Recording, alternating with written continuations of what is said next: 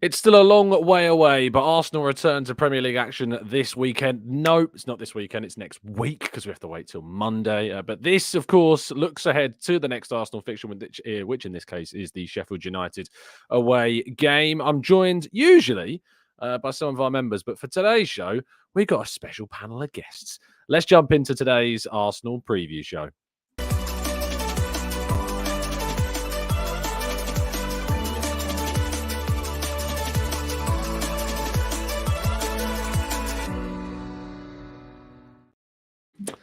Hello and welcome to the Gooner Talk. Back again with you guys for another episode of what is our Arsenal preview show. I'm joined by two wonderful people and Mike for today's show. How you doing, Mike? You good? You well? Doing lovely. Anytime I'm below you is nice, and I'm below you kind of in duplicate today. So how old is that show? Out of interest, which one is that? I believe that one was probably from about a week or so ago, but it's. Oh, I look slimmer than that, so I'll take that. You are. Maybe it's the angle. Maybe it's the camera. This is the first time you could ever claim that you're 85 inches.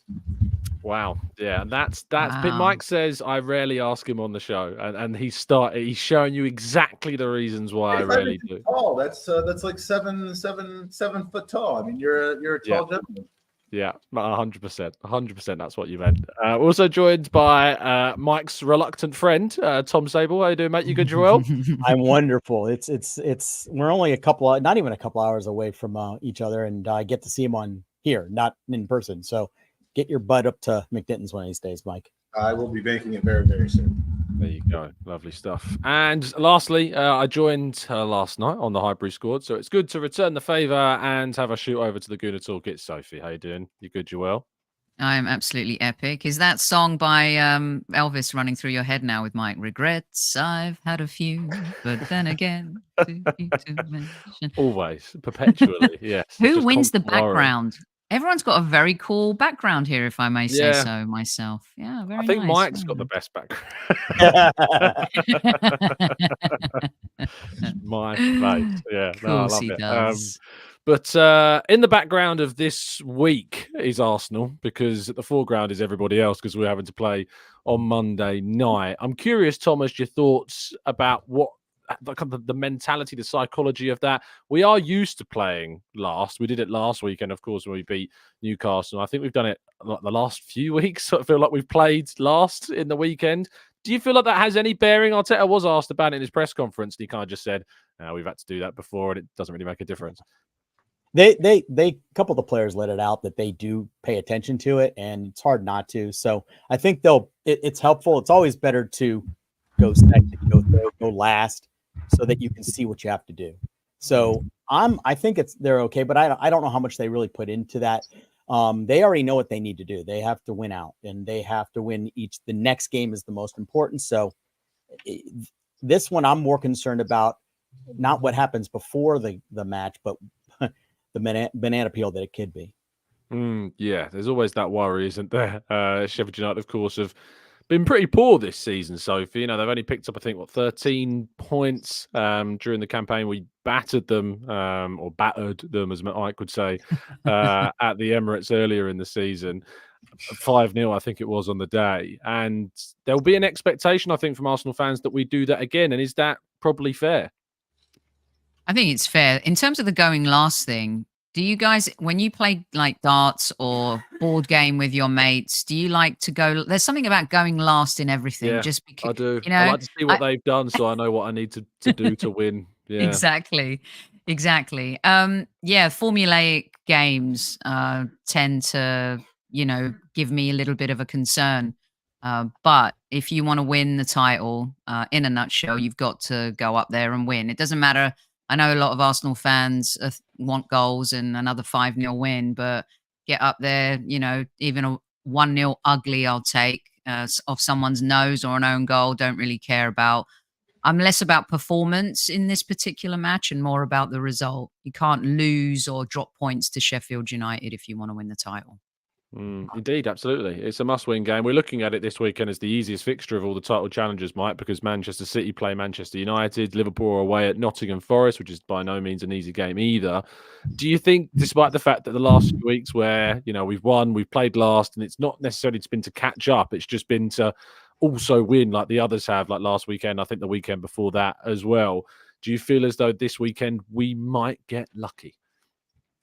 I don't really have that feeling about this weekend. I think City's actually got the easiest game of the three right now, probably. Love But that, yeah, I mean, how many years did we go through a situation where we would play on Sunday and on Saturday Spurs would lose or drop points, Chelsea would lose or drop points, and we're all it's the internal argument about do you start chirping around on Saturday and laughing at those teams when we still haven't we still haven't played Burnley yet, and then we go and drop points to Burnley. I mean that was basically our life for a number of years. So it's really one of those testaments to one of the many testaments to the mentality of our club right now that when we need to win, we tend to play in a way that reflects that.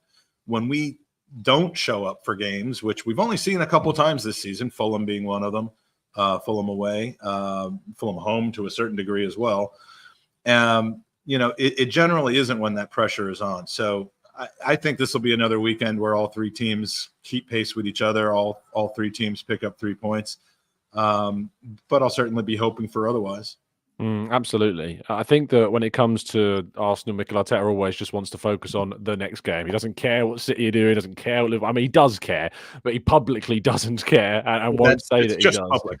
It is public, but I think that it is the right approach, Tom, to just focus on what we have to do. As Sophie said, if we are in the title race, if we want to win the league, you can't drop points against teams like Sheffield. I mean, to be honest, in this state of play in this Premier League, you can't drop points against anyone, really, if you want to win the Premier League these days. But they'll come off the back of that win against Newcastle, which is a really good response to the Porto frustration, of course. We've now got these 2 games leading up to that Porto game. We talk about it being just about the next fixture, but how much with players coming back from injury do you think will be in Arteta's mind about that Porto fixture and how these 2 games might infer his selections going into that fixture?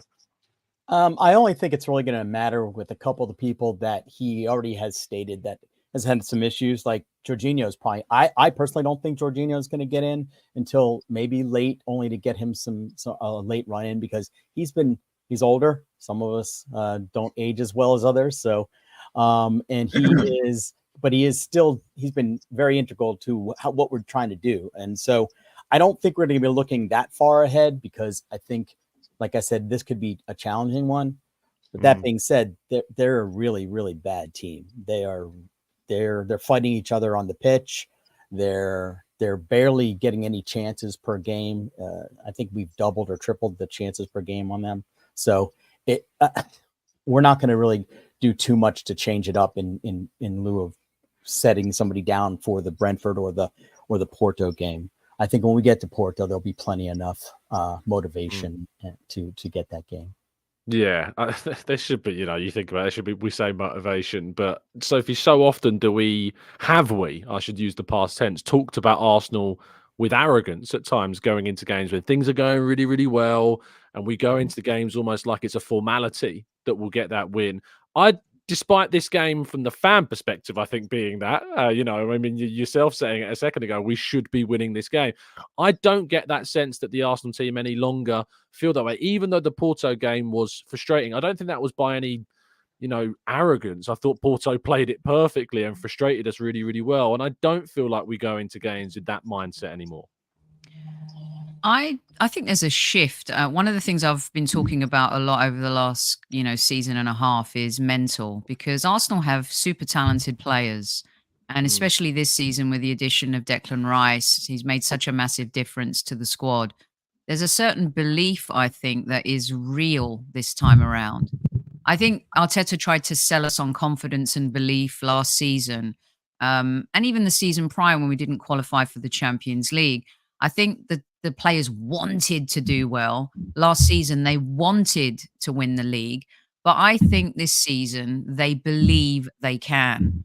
And just adding Declan Rice, having the experience of Jorginho, the continual evolution of Saka, the big decision about the goalkeeping situation and how that's turned out. To me, there seems to be an actual belief that they can do it. and there's a different edge to them. I've wanted to see how they overcome adversity, and they've been able to bounce back from bad results last season. But, Porto, the narrative started kicking in again, naivety in Europe. Is Mikel Arteta, does he have what it takes to kind of be a closer? And I think in the Premier League, he's proving his worth, because it's tough to be competitive. And now we've done that, I think, for 3 solid seasons. So for me, it's the belief and the mental. And I think that's the difference that I see in this squad this season. And hopefully, now we've hit March, April, May. Now's the time, as, what's his name? Alec Baldwin said in Glengarry Glen Ross, always be closing. And that's how Arsenal are going to be measured. And for me, I think they believe that they can. Whether or not we'll do it and we'll lose out to Liverpool or City by a point, the fact that they believe that they can do it, I think that's the major difference this season. It's just that continual progression that we want to see from Arsenal.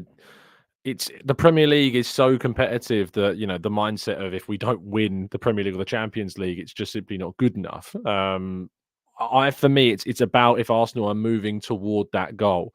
As long as Arsenal are going in the direction that takes us towards that, which I still look at them and think that they are, that's what matters to me. And you look at this year in 2024, and yes, we've had the disappointment in the FA Cup against Liverpool. Yes, we had the disappointment of the first leg of the Champions League that absolutely has to be turned around in the first leg. If it's not, it's a huge, huge disappointment in European football once again, and certainly questions will be asked into that regard. But 6 wins, 25 goals scored, Mike. This team it's got such ruthlessness about it now. Like the start of the season, there was a lot of changes. We were tweaking things. The lineups were, going through different factors as we had injuries, but also as Arteta tried to work out how he was going to get the best from certain players.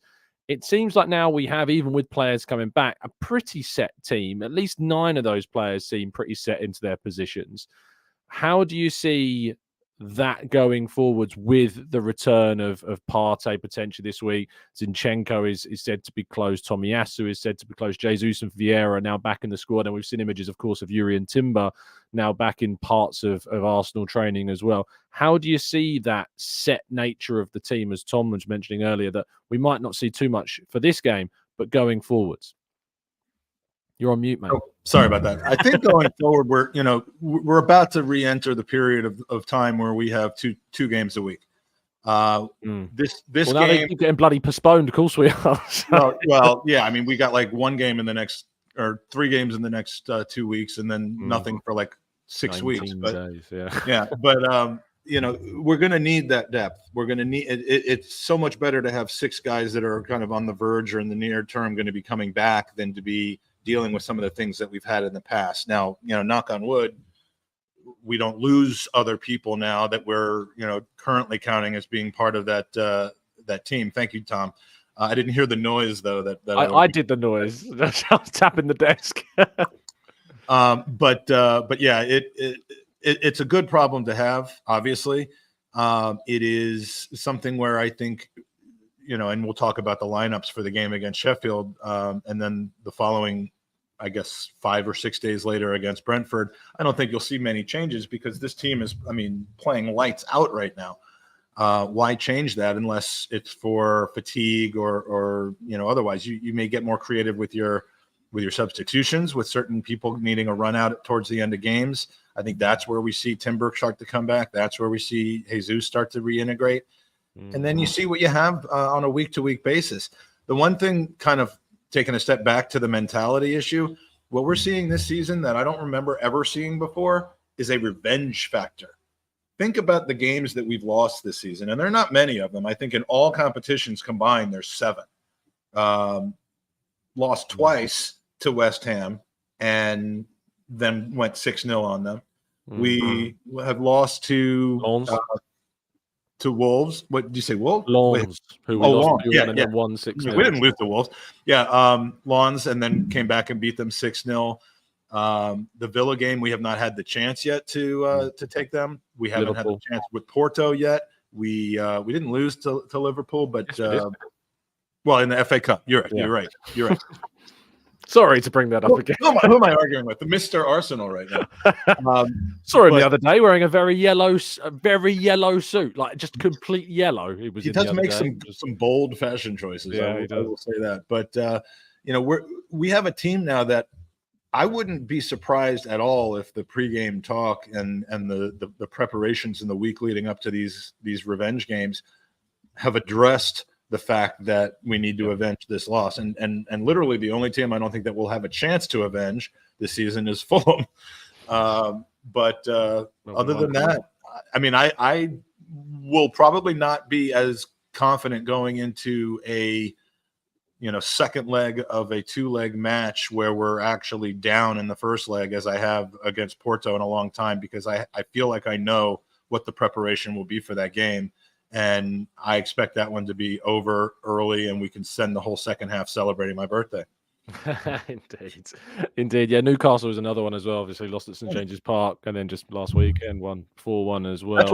That's what made me actually realize, hey, we're avenging just about all of our losses, and not avenging them mildly. We're avenging them pretty powerfully. That's what I've been calling. I've been calling them Arteta's Arsenal Avengers. If anyone wants to make a meme or a thumbnail for me, you do that. You did it with the Last Supper, so surely you can do.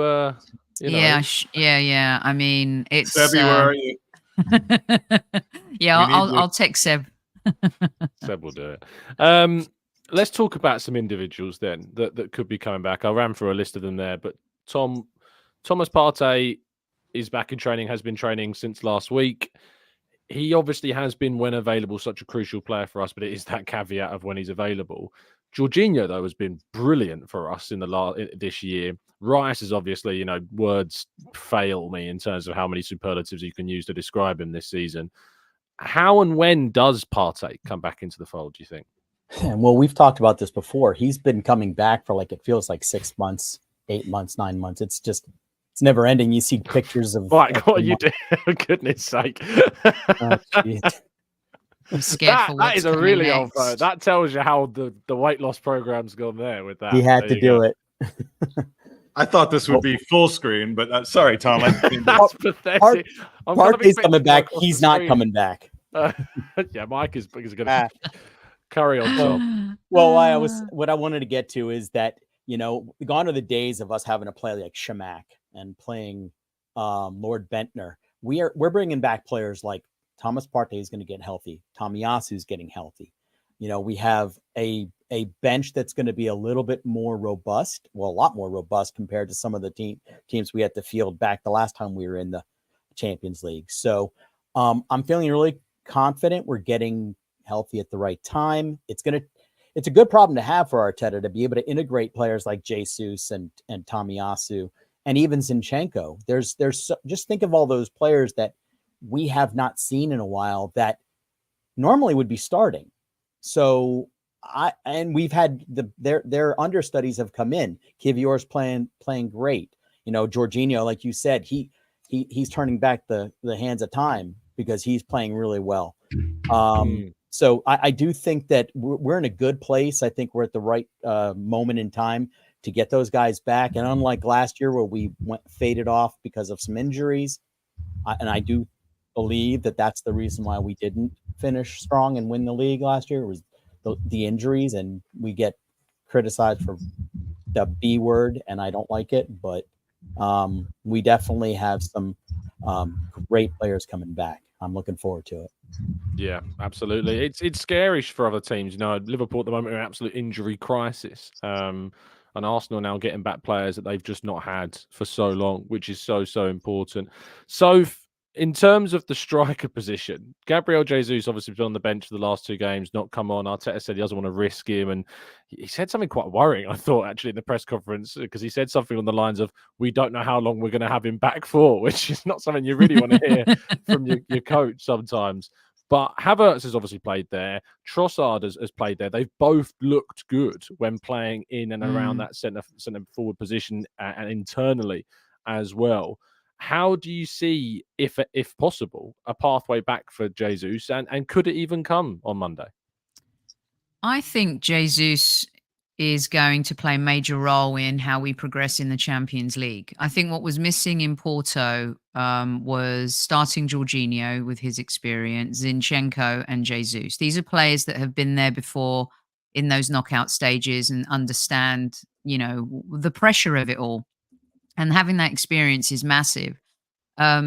So for me, I think he'll play a big role in terms of, how successful we can be in the Champions League. In the Premier League right now, when you're scoring the volume of goals we are, and when he needs 4 or 5 chances to bury one, I just don't think that you change that. And I also think that the hustle that he has kind of led by example, what he does off the ball, is something that has become infectious in the entire team now. Saka does it well, Martinelli hustles, Trossard hustles, Havertz is just absolutely brilliant at tracking back. His physicality adds something completely different to our forward line, and I think that's working. So barring an injury, I think Jesus sits on the bench for now, can come on, be a super sub, and, still contribute to the team. I don't think that he comes back automatically and starts, and maybe Arteta's thinking the same. I just get the impression that right now, how Arteta likes it when he finds this formula, he finds this 11, and he will absolutely squeeze every ounce that he can out of these players between now and the end of the season. Having someone like Jesus on the bench is a win-win for us. Same thing with Zinchenko. Kivior's done a great job. The way Ben White's playing on the other flank, all really good. This is what we've wanted. We wanted a squad of players who have versatility, but also have an effectiveness when they come on, whether they start or whether they come on off the bench. And I think for me right now, Jesus sits on the bench.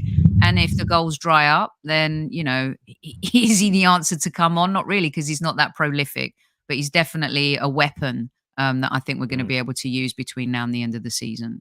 Yeah, it's that profile of centre forward that clearly fits what Arteta wants. He wants a centre forward that isn't your traditional, your number 9. And I know that City changed when Erling Haaland came in and became a team that would have that focal point. But I don't think there is an Erling Haaland that's joining Arsenal in the summer. And I don't necessarily think there is that type of centre forward on the market, unless we would have been able to have a crack at getting Mbappe, but I didn't see that ever happening, that would get us something close to more of a traditional number 9 that's not as collaborative. I think when Arsenal go into the market next and look for that next centre forward, it is going to be with the traits that we have in terms of Jesus. It might be somebody a bit more of a focal point. It might be someone a bit taller, a bit more physical, perhaps like a Gyökeres or a Benjamin Sesko or, the Ivan Toney type, not the Ivan Toney type, sorry, the Ollie Watkins type that is also scores goals but creates plenty as well, but has more physical presence at the same time.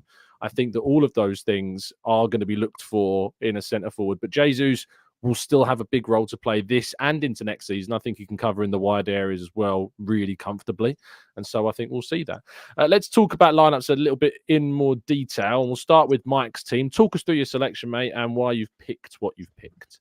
Well, we'll start at the top and just point out as we talk about the number 9s.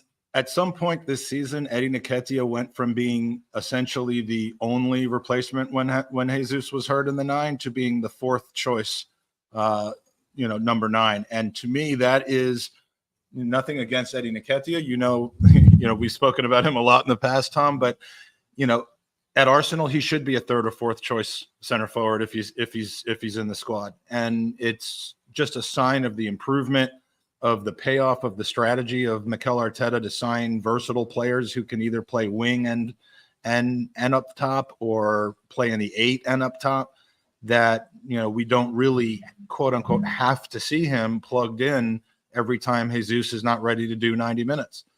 And so I think that's a positive thing. And I think would this lineup essentially be it'd be, but for one thing, I think the same as we trotted out against Newcastle. I think Jorginho starts rather than Trossard, but I think that front 3 gives you the opportunity to have different looks. The combination of our wingers and Havertz's runs. I mean, we saw it in the second goal against Newcastle, how smart Havertz can be with where he is in space. And you just know, especially against a Sheffield United, that Saka and Martinelli are going to have a lot of possession in dangerous areas, and I feel good with having Havertz be the target man in there. Absolutely, yeah. Or a cut back to Odegaard, as we've seen so many times before. He doesn't miss from the top of the box. So, really, I don't see him making too many changes. You don't really have to worry about tired legs. At least we shouldn't have to with 8 to 9 days between games.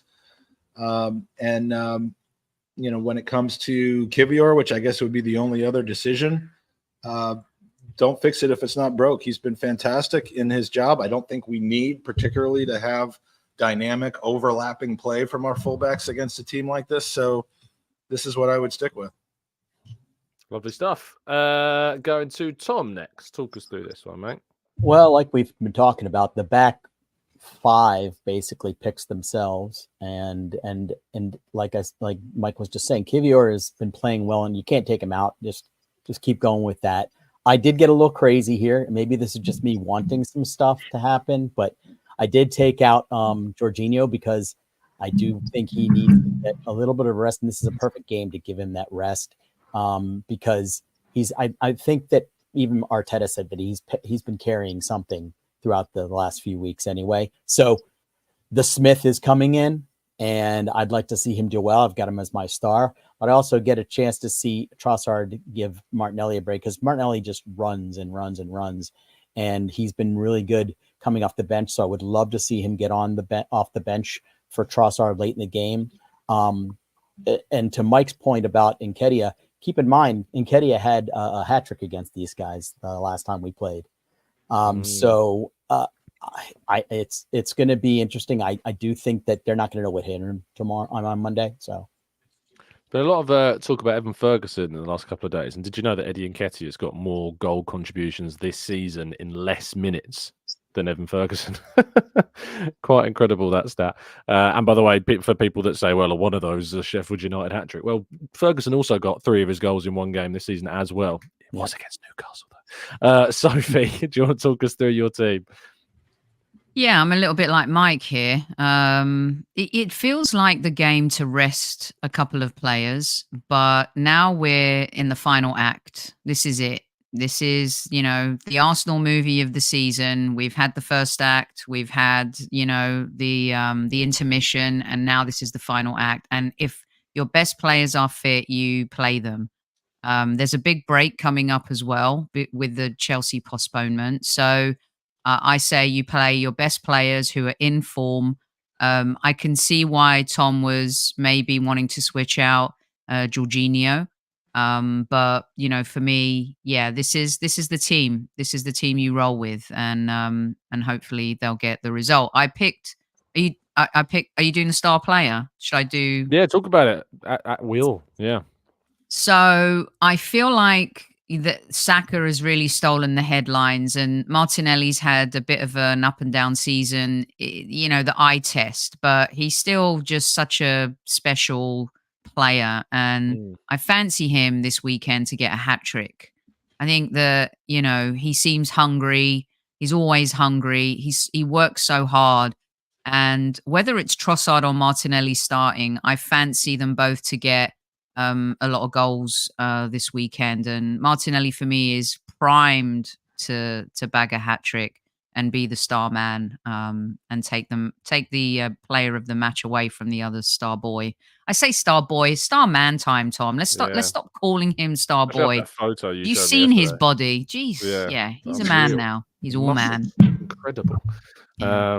Inspiration for me to get down the gym for sure. In terms of my team on the day, I've got a little bit rogue with Jesus coming back in there up top. I really like Jesus as a player, as a person. I think that him coming back into the team, in a team that's so free scoring, if he can get involved in that and we can show to be scoring so freely with him in the team, I think that's so much excitement about the fact that you can rotate key players, key positions, and still maintain that free scoring flow. He's so creative as well. I look forward to seeing that. Havertz, I know I'm a hypocrite. I've been saying keep him out of the midfield. Here he is in the midfield for us. It's just on paper. He's going to spend most of the game. It's basically a 4-4-2 at this stage when Havertz plays in that position. And I hope that we do see Havertz popping up inside the box, but he's going to be playing in and around that 16, 18 yards, area. And I think that that ultimately whoever starts up top, if Havertz is also in the team, you're playing that kind of dual role. Everyone else is the same. Big props to Kivior, keeping that place. Zinchenko coming back has got a big job to steal that back off him as well. And this does seem harsh on Trossard. I said harsh on Trossard, harsh on Trossard. But he does, for me, make such an impact off the bench when coming on to play in the left position. I think when he starts games on the left-hand side, that's when there's perhaps more of an issue. Right, we'll go to predictions. So, Tom, scoreline and scorers, please. Yeah, you know what I really want to do is pick 8-0. But I've on your shows, I've been picking a 1 goal for the opposing team. So I'm going to go 8-1. I do think that they are going to just obliterate this team. They are terrible. This team is, as much as I said we need to get some breaks, I really do think that they're going to, if Arteta's got them where they need to be mentally, and we're playing last in the weekend, like we talked about earlier, I think they're just going to obliterate them. I think, and maybe we might even see, like Sophie said, a hat trick from Martinelli off the bench since I didn't start him. So. There you go, Sophie. I'm going to go with a 3. I'll go with 4-1. I'll go 4-1. Martinelli gets his hat trick, and then we get a set piece goal from Gabriel. And they get a set piece goal header, dirty old Sheffield United style in the rain, set piece goal. 4-1 for me. And, send another statement out to the other two and the rest of the league, that we're here and we're going to carry on dominating teams, keep banging in the goals, let everyone fear us. Indeed. That'd be 29 goals in, well, if Tom has his way, it'll be 33 goals in 7 games. Mike? You know how I predict games. I'm very, very worried. I'm very, very superstitious. And, the other thing about Arsenal is we always do, whenever there's super strong sentiment, like I'm familiar with, with like stock investing and stuff, and there's consumer sentiment. And when the confidence index gets too high, it's usually a bad sign. And we're seeing 10-0s and 10-1s in the chat. We're seeing 8-0s or 8-1s all the time. To be fair, in that chat. Yeah, I know. And good old Elliot, Arsenal 10, Sheffield 0 could actually happen. One day that happens, it'll be amazing. Yeah. Oh yeah. I mean, people will start listening to his podcast. It's I just can't do it, because every time I pick Arsenal to win and I get suckered into this enthusiastic, we're going to absolutely crush them thing, we end up coming out and underperforming. Let's put it that way. So I'm going to pick what I always pick. I'm going to pick what I picked for the West Ham game. I'm going to pick what I picked for the Burnley game. And it's going to be 2-2. Fair enough. It's not going to be 2-2. If the superstition works, it works. You can't blame him. HFN says 7-0. Ace Lucas says 7-0. Brad says 4-0. John says 8-0. Grant says 4-1, agreeing with Soph. HFN says Newcastle won 8-0 at Bramall Lane, so why can't we? Amiri says 5-0. Saka hat-trick. If Eddie can do it, surely he can too. White Screamer and Smith are an extra time. Jared says 5-0 to the Arsenal. Tawana says 3-0. Temi says 10-0 with Martinelli getting 5 goals. Steve Stone says 3-1 to the Arsenal. Matt G says 5-0. Rancid says 3-0. Ian says 2-0. Paul says 4-0. And I'm seeing a 3-2 from Reese as well in the chat. Iron says 3, Paul says 4, Vesman says 5, Traders Mike says 4-1. I'm going to say we're going to match the home result, 5-0 again, to make it 10-0 in aggregate. So then Elliot can really say, can you believe this is where we are? Can you believe this is where we are right now? I mean, the confidence process alone was enough. It's great. I love it. They're really good. They're really bad. Yeah. I know. Oh. I mean, if they weren't so bad at defensively, their biggest problem would be scoring goals. But they're just bad at everything. I agree. This is still a Premier League team. Let me read you a comment that was left, if I can find it, on my Porto video recently. I don't know why they waited until like more than a week later to leave this comment, but I got left a comment on the Porto game that went absolutely kind of in on Arsenal fans. I'm trying to find where it is. I don't know. They might have actually deleted it now. That's really irritating. It was such like a long message. I might have Can print I- screened it. I did. Tom, I did can print I? screen it. Go on. Oh, you have it. Go on, Go Sophie, on, yeah. read I it. know No, you I were was trying gonna. to jump in and save me there. That's what I'm trying to find it. Yeah. Go on. But I'm so sick of this Arsenal bashing. It's so boring. It really is. I mean, the fact that Rio's become, I thought Mark Goldbridge's comment about Rio was like, wow, if Mark Goldbridge is saying that about, a Man United legend becoming like a TikTok beta, then wow, roles are reversing. And I think it's true. It's the same thing with Gary Neville and his, this is why I was never a fan. And I don't know, Tom and Mike might not like me for this, but I was never a fan of Ray Hudson and his commentary. It's too prepared. It's not organic. And some people are thinking that about Peter Drury since he's shifted gears. It's just like, come on, are we really that? I just don't understand it. And I just think that it is nothing but wanting to get attention and column inches. Last year, Man United win the League Cup and everyone poo-pooed it. This year, Liverpool win it and it's the greatest thing since sliced bread. I mean, it's ridiculous. It's like Arsenal win. Arsenal fans are confident and we're called delusional. Arsenal fans celebrate a win and we're over-celebrating. Just stop. It's just rancid crap. Yeah, I just don't get it. It's so old and so boring. Like, be smarter, create a narrative, write really good stories, talk about what you see. And the truth is what you're seeing, and whether you're an Arsenal fan who was Arteta in or out, we've evolved as a club and people fear that. And we haven't won anything yet. I get it. But there's no doubt you cannot say that this journey that we've been on over the last 2 seasons hasn't just been the most fun we've had as Arsenal fans. And who cares about what other fans think? I don't anymore. I really don't. I used to really roll me up. Not that I'm rolled up right now. Yeah, and I used to. No, but I'm so over it. It's ridiculous. Sorry, Tom. This is Sophie calm right here. This comment's not going to quell that, by the way. Just so this was left this morning, like on the Porto video, which was like last week. It's from 10 Dharma, by the way, I've saved it just in case we win because I'm so replying to it if we do. You Arsenal are a tight ass because Porto outplayed you, you useless English team. I mean, English. None of you are English, including the Walmart Americans behind you, useless gunners. And I mean ballers because you lost all your guns. Just accept the Wenger mentality still lingers in Walmart arses. A losing mentality associated with losing acceptability. Then you created your own mean Wenger of whining while losing and carries on with your schizophrenic attitudes that others just aren't worse than you because and buts and more and because and buts. This doesn't even make sense at this point. And the end, you just deserve to lose your almighty Porto for now. The English Premier League is more of a farce than real football. Money for nothing in Arsenal. I know it's going to get clipped and then used as like one of those clips that Sophie was asking to stop doing, but I was just taken aback by this comment. Love Gary Neville. It was like I read it this morning, like that's wow, epic. It was Walmart Americans. Walmart Americans. I'm not a Walmart fan. I'm a Target fan. So there you go. Yeah, you can't be a little Target. Okay. Say it right, Tom. Target. Is that what it is? Target. Yeah. Fancy cards.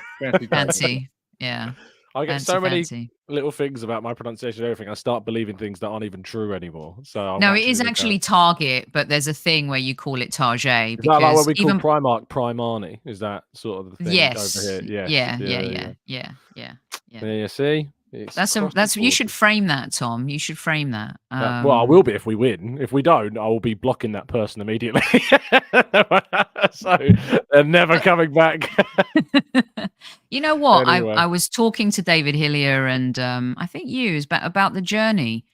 And I don't know if, sometimes things happen and you realize like, wow, Mike's been a journey guy. Fergus, Trevor, they're journey guys, right? And you love your club at the end of the season, whether you win, lose, or whatever happens. And I think that kind of instant gratification side of me has subsided definitely over the last maybe season and a half. But the journey last year was amazing. And the journey so far this year is a little bit different, but it's amazing. We're up there again. And it would be amazing if we can win. You've got to close the deal, yes. But to go apoplectic over things.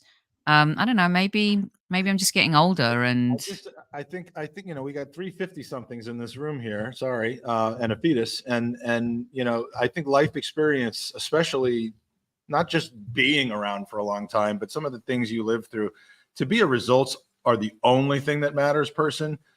Look, if you're a business person or an investor, that's fine. But if you're experiencing the things that life has to offer, if you are open to, meeting people, to experiencing highs and lows and everything in between, how could you not be a journey person? I just don't understand. And you see them mostly on Facebook and Twitter and stuff. The results are the only things that matter, people. And I just, or I guess we would call them destination people as opposed to journey people. And if you're a destination person and you still have a chance to turn yourself around, do it, because you're missing out on 95% of what life has to offer. I think Sophie said it the other day on our show when that goal by Reese Nelson, we didn't win last year, but that's always going to stick with me. There are certain all of a things sudden not years. matter anymore. Does that did that Doesn't not give you joy retroactively now? I mean, yeah. Like someone left a comment on my video the other day saying, like, can we stop overhyping Arsenal? Like, we've not won anything yet. I'm like, no, like I want to enjoy this. I want to enjoy this season. I want to enjoy the fact that last season it sucks that we didn't win it. But as you said, Tom, like I think back to that losing my mind in the press box when I'm not meant to at that Nelson goal. Like I lost my head. that was funny. The second after the Liverpool win means nothing if we don't win next Saturday. No, it doesn't mean nothing if we don't win next Saturday. It lowers the chance we're going to win the Premier League if we don't win next Saturday, but it means everything right now. I feel sorry for those that don't celebrate goals. Yeah. I pity them. I was there really for the I wasn't there for the Reece goal, but I was there for the Eddie goal, the 3-2, the Man United. Mike, we were there, right? It was just brilliant. I mean, it was just unbelievable. Those moments when Lacazette scored an injury time to draw level with Palace at home. And Palace and Wolves as well. The winner was against Wolves, wasn't it? I'm talking about like 2 seasons ago when we were losing to Palace at home. It was Partey scored his first goal with Arsenal, and then we gave up 2 goals, and Lacazette scores in the 91st minute. And I went absolutely nuts. I mean, Mike loses half the audience at Lacazette. Yeah, well, look, I mean, we had an exciting end of the game draw, and yes, I ripped my shirt off, and Owen was there next to me, and we hugged, and and it was a lowly draw at home against Palace, but that didn't happen, by the way. That's just there. That did not happen. Just I was in the press box. I didn't start the fight. I'm just Aston Villa. Didn't happen. Goodness me, that was brilliant though. Anyway, thank you so much, everyone, for tuning in and listening. My prediction is, as I said, what did I say? 5-0. So goal scorers, Ben White, Screamer, obviously. Havertz to get 2, because then it means he goes level with Madison on goal contributions, which means my bet with Dan Potts is suddenly looking. Kivior bicycle kick. Kivior scoring. Did you say Kivior? Kivior bicycle kick, yeah. A Kivior bicycle kick would be great, but he scored last week, so you got to mix up. I would love David Raya to get one. One of those one of his passes that just bounces over the goalkeeper's like that. He's just aiming for Jesus and just throws it in the net. I don't know if that can count. Does that count if that happens? It's a pass. Is that a weird rule? Yeah, from a goalkeeper, it would. Yeah, it would get. Yeah. Well, obviously, it wouldn't for anyone else. If they throw it in the goal, it doesn't count for anyone. Hello, that would be a these red card days, if it was anybody else. You should know better, Mike. With VAR these days, yes. Only Maradona can throw that kind of goal. Thank you to my fantastic panel. Tom, thank you for your time, mate. Tell people they can find you, what you're going to be up to. As usual, you can find me at the end of the bar down in McDinton's, maybe underneath the bar. I don't know. I'm there a lot. So, and you can see me on the social medias. Follow my photography at Sir Sable. And I'll see you around. Soph, always a pleasure. Tell people they can find you and what you're going to be up to. Lovely. Give us a lob over at Highbury Squad. We'll be doing a show after the game on Monday. We've got US men's national team legend and former Sheffield Wednesday star John Harkes coming on next week, which I'm looking forward to. For a good old football chat and some other great guests. We'll be challenging LeGrove on his Mudryk theory as well on the show next week, so you won't want to miss that. Plus a couple of other guests. You can challenge LeGrove about if you want. Send me a list. Some other cool stuff coming up on the Highbury Squad as well that you'll be hearing about soon.